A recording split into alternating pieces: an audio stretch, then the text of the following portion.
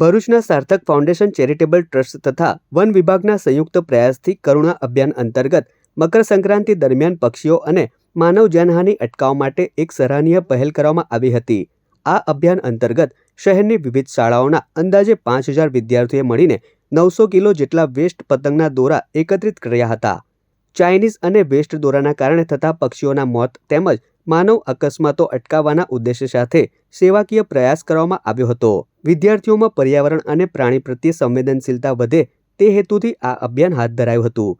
સાર્થક ફાઉન્ડેશનની ટીમે સતત માર્ગદર્શન આપી બાળકોને આ કાર્ય માટે પ્રોત્સાહિત કર્યા હતા, જેના પરિણામે વિશાળ પ્રમાણમાં દોરા એકત્રિત કરવામાં આવ્યા હતા।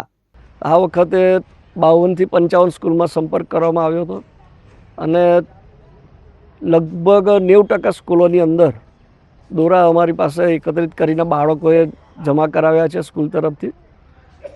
આ વખતે 5000 ઉપરાંત બાળકો 900 કિલો દોરા એકત્રિત કરી શક્યા છીએ।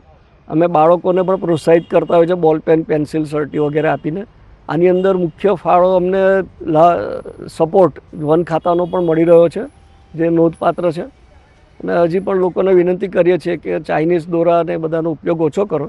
આ વર્ષે ઘણો ઓછો ઉપયોગ થયો છે ચાઇનીઝ દોરાનો, એક અમારી એચિવમેન્ટ અમને નજર સામે આવી રહી છે।